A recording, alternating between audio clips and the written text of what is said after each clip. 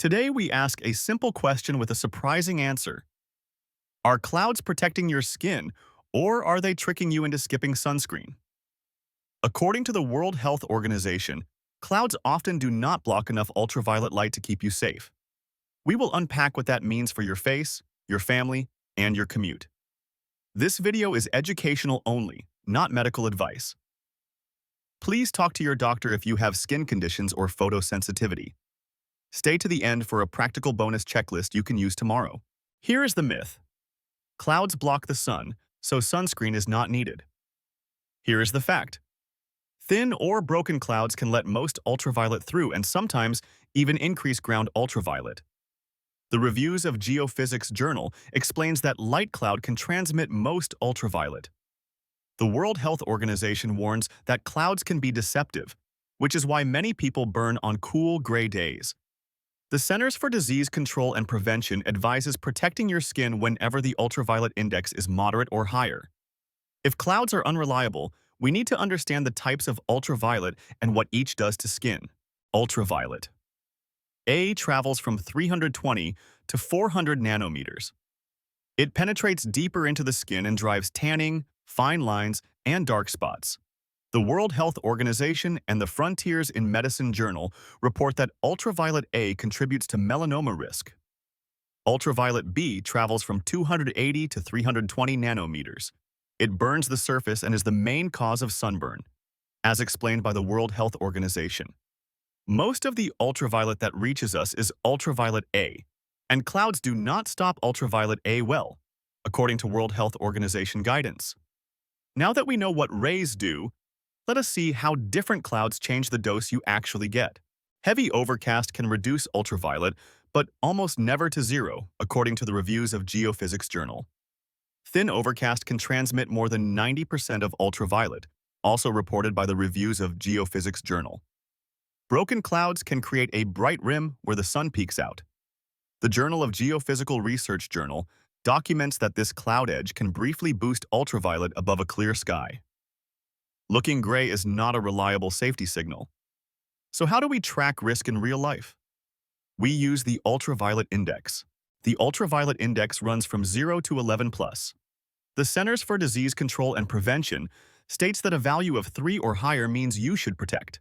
A cloudy midday can still reach a value between 3 and 7, which is enough to burn fair skin quickly, as noted by the World Health Organization and the Centers for Disease Control and Prevention. Check a weather or ultraviolet app before you go out. Temperature does not predict ultraviolet, the Centers for Disease Control and Prevention reminds us. Quick favor. If this is helpful, please subscribe so you do not miss future myth busts rooted in science from the World Health Organization, the Centers for Disease Control and Prevention, and top journals. Beyond the index, time and place change the strength of ultraviolet. Ultraviolet peaks around midday. Summer is stronger than winter, according to the World Health Organization.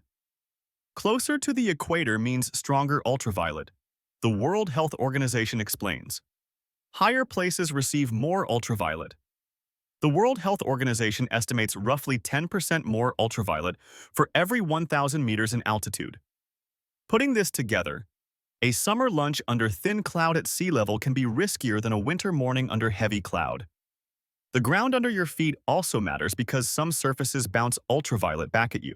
Snow can reflect up to approximately 80% of ultraviolet, according to the World Health Organization. Sand can reflect approximately 15%, and water or sea foam can reflect up to approximately 25%, also reported by the World Health Organization. This extra bounce adds to the ultraviolet from the sky even on overcast days. Practical tip: at the beach, lake, or on snow, treat gray skies like sunny skies. What about being indoors or inside a car? Are we safe there? Regular building glass blocks most ultraviolet B, but lets in a lot of ultraviolet A, as explained by the Cancer Council Australia.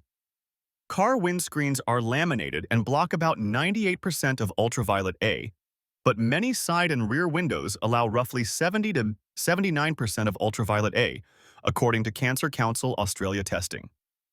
That is why people notice more color on the window side of the face during long commutes or next to bright office windows. If the rays still reach us on cloudy days and through windows, what damage do they cause over time? Ultraviolet. A accelerates wrinkles and dark spots.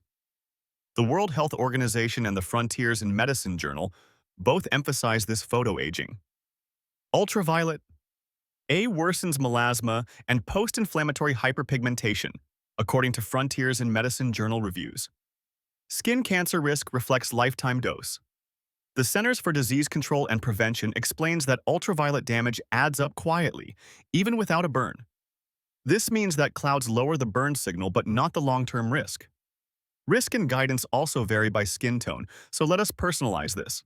Darker skin burns less often, yet ultraviolet. A still drives hyperpigmentation.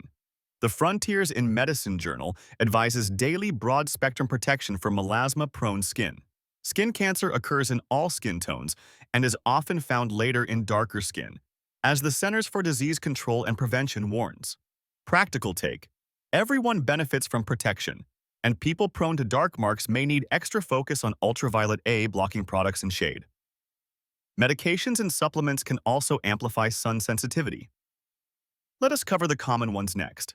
Many antibiotics, like doxycycline, and some diuretics, like hydrochlorothiazide, can cause strong sun reactions, according to DermNet New Zealand. Oral retinoids, such as isotretinoin and the herbal supplement. St. John's wort also increase light sensitivity, DermNet. New Zealand reports, if you take these, treat every day like a high ultraviolet day, even with clouds. Ask your prescriber for personalized advice. Now that we have risk in view, let us pick the right sunscreen and use it well. Choose broad-spectrum sunscreen that covers ultraviolet A and ultraviolet B. In Europe, the label with a UVA in a circle means the ultraviolet A protection is at least one-third of the sun protection factor. This is noted in European Union guidance and summarized by DermNet New Zealand. Pick sun protection factor 30 to 50 for daily outdoor time, as advised by the Centers for Disease Control and Prevention. If you sweat or swim, choose water-resistant formulas, again recommended by the Centers for Disease Control and Prevention.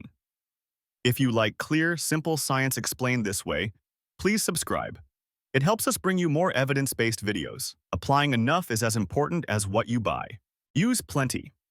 The Centers for Disease Control and Prevention and DermNet New Zealand both highlight that most people apply far too little. Aim for about 2 milligrams per square centimeter, which means a generous, visible layer. Reapply every 2 hours and right after swimming or heavy sweating, as the Centers for Disease Control and Prevention advises.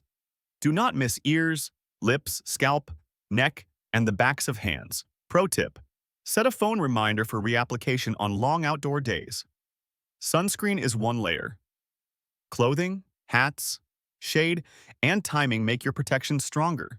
Wear UPF clothing and a wide-brim hat for reliable physical protection, recommended by the World Health Organization and the Centers for Disease Control and Prevention. Seek shade between 10 in the morning and 4 in the afternoon. The Centers for Disease Control and Prevention notes that clouds can mislead you. Use a UV app and plan errands when the index is lower. You might ask, does sunscreen really reduce cancer risk in real life? Let us look at the best trials.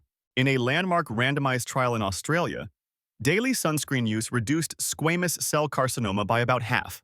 This was reported in the Lancet Journal. A 10-year follow-up from the same study found fewer melanomas and far fewer invasive melanomas in the daily sunscreen group, published in the Journal of Clinical Oncology Journal. These trials also reported no harms from regular use, according to the Lancet Journal. Therefore, consistent correct use makes a measurable difference over years. What about safety questions and headlines? Let us address them calmly. Mineral filters like zinc oxide and titanium dioxide are effective and often gentler for sensitive skin, summarized by DermNet New Zealand. Chemical filters are also effective. A past wave of benzene recalls was tied to manufacturing contamination, not to sunscreen ingredients themselves, according to medical guidance from Cleveland Clinic. For coral reefs, some places ban oxybenzone, yet the Environmental Sciences Europe Journal review notes that many lab studies use doses far above real ocean levels. Choose mineral options if you prefer, but do not skip protection. Another common worry is vitamin D. Let us balance that next. Most people can maintain vitamin D with diet, fortified foods, or supplements, according to the Centers for Disease Control and Prevention and the World Health Organization. Real-world sunscreen use has little impact on vitamin D status for most healthy adults, these agencies report. If you choose sun for vitamin D, keep it brief and avoid any redness. Never chase a tan or a burn. Time to put it all together with clear steps you can use tomorrow. Cloudy or overcast day. If the ultraviolet index is greater than or equal to 3, use sun protection factor 30 or higher. Wear a hat and watch for reflections from sand, water, or snow. This is consistent with World Health Organization and Centers for Disease Control and Prevention advice. Partly cloudy day, treat it like a sunny day.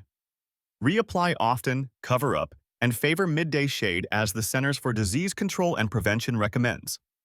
Indoors by windows or driving. Consider face and hand sunscreen and use blinds or window films. Cancer Council Australia shows that many side windows allow a lot of ultraviolet A.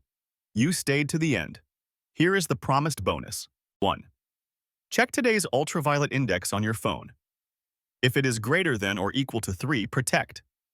This threshold is used by the Centers for Disease Control and Prevention. 2. Scan the sky for bright cloud edges.